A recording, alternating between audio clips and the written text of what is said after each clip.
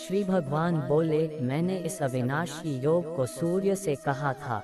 सूर्य ने अपने पुत्र वैवस्वत मनु से कहा और मनु ने अपने पुत्र राजा इक्ष्वाकु से कहा। हे परंतप अर्जुन, इस प्रकार परंपरा से प्राप्त इस योग को राजर्षियों ने जाना, किंतु उसके बाद वह योग बहुत काल से इस पृथ्वी लोक में लुप्त प्राय हो गया। तू मेरा भक्त और प्रिय सखा है, इसलिए वही यह पुरातन योग आज मैंने तुझको कहा है, क्योंकि यह बड़ा ही उत्तम रहस्य है, अर्थात गुप्त रखने योग्य विषय है। अर्जुन बोले, आपका जन्म तो अर्वाचीन अभी हाल का है और सूर्य का जन्म बहुत पुराना है, अर्थात कल्प के आदि में हो चुका था। तब मैं इस बात को कैसे समझूं कि आप ही ने कल्प के आदि में सूर्य से यह योग कहा था। श्री भगवान बोले, हे परंतप अर्जुन, मेरे और तेरे बहुत से जन्म हो चुके हैं, उन सब को तू नहीं जानता, किंतु मैं जानता हूँ। मैं अजन्मा और अविनाशी स्वरूप होते हुए भी तथा समस्त प्राणियों का ईश्वर होते हुए भी अपनी प्रकृति को अधीन करके अपनी योग माया से प्रकट होता हूँ। हे भारत, जब जब धर्म की हानि और अधर्म की वृद्धि होती है, तब तब मैं अपने रूप को रचता हूँ, अर्थात साकार रूप से लोगों के सम्मुख प्रकट होता हूँ। साधु पुरुषों का उद्धार करने के लिए, पाप कर्म करने वालों का विनाश करने के लिए और धर्म की अच्छी तरह से स्थापना करने के लिए मैं युग युग में प्रकट हुआ करता हूँ। हे अर्जुन, मेरे जन्म और कर्म दिव्य अर्थात निर्मल और अलौकिक हैं। इस प्रकार जो मनुष्य तत्व से जान लेता है, वो शरीर को त्याग कर फिर जन्म को प्राप्त नहीं होता, किंतु मुझे ही प्राप्त होता है। पहले भी जिनके राग, भय और क्रोध सर्वथा नष्ट हो गए थे और जो मुझ में अनन्य प्रेम पूर्वक स्थिर रहते थे, ऐसे मेरे आश्रित रहने वाले बहुत से भक्त उपर्युक्त ज्ञान रूप ताप से पवित्र होकर मेरे स्वरूप को प्राप्त हो चुके हैं। इस मनुष्य लोक में कर्मों के फल को चाहने वाले लोग देवताओं का पूजन किया करते हैं, क्योंकि उनको कर्मों से उत्पन्न होने वाली सिद्धि शीघ्र मिल जाती है। ब्राह्मण, क्षत्रिय, वैश्य और शूद्र, इन चार वर्णों का समूह गुण और कर्मों के विभाग पूर्वक मेरे द्वारा रचा गया है। इस प्रकार उस सृष्टि रचनादि कर्म का कर्ता होने पर भी मुझ अविनाशी परमेश्वर को तू वास्तव में अकर्ता ही जान। कर्मों के फल में मेरी स्पृहा नहीं है, इसलिए मुझे कर्म लिप्त नहीं करते। इस प्रकार जो मुझे तत्व से जान लेता है, वह भी कर्मों से नहीं बंधता। पूर्व काल में मुमुक्षुओं ने भी इस प्रकार जानकर ही कर्म किए हैं, इसलिए तू भी पूर्वजों द्वारा सदा से किए जाने वाले कर्मों को ही कर।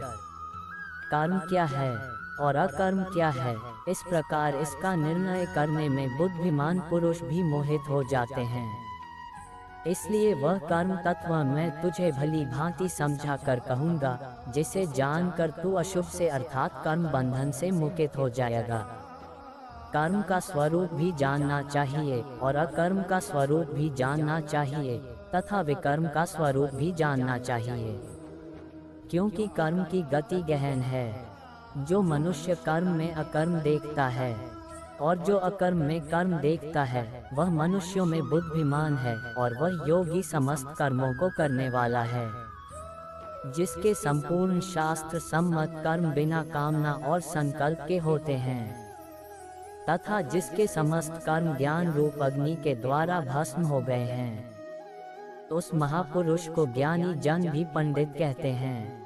जो पुरुष समस्त कर्मों में और उनके फल में आसक्ति का सर्वथा त्याग करके संसार के आश्रय से रहित हो गया है और परमात्मा में नित्य तृप्त है, वह कर्मों में भली भांति बरतता हुआ भी वास्तव में कुछ भी नहीं करता। जिसका अंत करण और इंद्रियों के सहित शरीर जीता हुआ है और जिसने समस्त भोगों की सामग्री का परित्याग कर दिया है, ऐसा आशा रहित पुरुष केवल शरीर संबंधी कर्म करता हुआ भी पापों को नहीं प्राप्त होता। जो बिना इच्छा के अपने आप प्राप्त हुए पदार्थ में सदा संतुष्ट रहता है, जिसमें ईर्ष्या का सर्वथा अभाव हो गया है, जो हर्ष शोक आदि दबंधों से सर्वथा अतीत हो गया है, ऐसा सिद्धि और असिद्धि में सम रहने वाला कर्मयोगी कर्म करता हुआ भी उनसे नहीं बंधता, जिसकी आसक्ति सर्वथा नष्ट हो गई है, जो देहाभिमान और ममता से रहित हो गया है, जिसका चित्त निरंतर परमात्मा के ज्ञान में स्थित रहता है, ऐसा केवल यज्ञ संपादन के लिए कर्म करने वाले मनुष्य के संपूर्ण कर्म भली भांति विलीन हो जाते हैं। जिस यज्ञ में अर्पण अर्थात स्त्रुवा आदि भी ब्रह्म है और हवन किए जाने योग्य द्रव्य भी ब्रह्म है, तथा ब्रह्मरूप कर्ता के द्वारा ब्रह्मरूप अग्नि में आहुति देना रूप क्रिया भी ब्रह्म है, उस ब्रह्म कर्म में स्थित रहने वाले योगी द्वारा प्राप्त किए जाने योग्य फल भी ब्रह्म ही है। दूसरे योगी जन देवताओं के पूजन रूप यज्ञ का ही भली भांति अनुष्ठान किया करते हैं और अन्य योगी जन पर ब्रह्म परमात्मा रूप अग्नि में अभेद दर्शन रूप यज्ञ के द्वारा ही आत्म रूप यज्ञ का हवन किया करते हैं। अन्य योगी जन श्रोत्र आदि समस्त इंद्रियों को संयम रूप अग्नियों में हवन किया करते हैं और दूसरे योगी लोग शब्दादि समस्त विषयों का इंद्रिय रूप अग्नियों में हवन किया करते हैं। दूसरे योगी जन इंद्रियों की संपूर्ण क्रियाओं को और प्राणों की समस्त क्रियाओं को ज्ञान से प्रकाशित आत्म संयम योग रूप अग्नि में हवन किया करते हैं। कई पुरुष द्रव्य संबंधी यज्ञ करने वाले हैं, कितने ही तपस्या रूप यज्ञ करने वाले हैं, तथा दूसरे कितने ही योग रूप यज्ञ करने वाले हैं, कितने ही अहिंसादि तीक्ष्ण व्रतों से युक्त यत्नशील पुरुष स्वाध्याय रूप ज्ञान यज्ञ करने वाले हैं। दूसरे कितने ही योगी जन अपान वायु में प्राण वायु को हवन करते हैं। वैसे ही अन्य योगी जन प्राणवायु में अपान वायु को हवन करते हैं तथा अन्य कितने ही नियमित आहार करने वाले प्राणायाम परायण पुरुष प्राण और अपान की गति को रोककर प्राणों को प्राणों में ही हवन किया करते हैं। ये सभी साधक यज्ञों द्वारा पापों का नाश कर देने वाले और यज्ञों को जानने वाले हैं।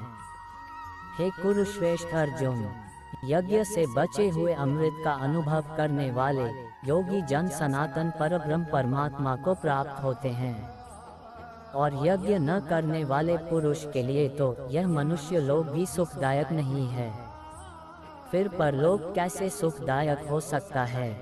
इसी प्रकार और भी बहुत तरह के यज्ञ वेद की वाणी में विस्तार से कहे गए हैं। उन सब को तू मन, इंद्रिय और शरीर की क्रिया द्वारा संपन्न होने वाले जान, इस प्रकार तत्व से जानकर उनके अनुष्ठान द्वारा तू कर्म बंधन से सर्वथा मुक्त हो जाएगा। हे परंतप अर्जुन, द्रव्यमय यज्ञ की अपेक्षा ज्ञान यज्ञ अत्यंत श्रेष्ठ है तथा यावन मात्र संपूर्ण कर्म ज्ञान में समाप्त हो जाते हैं।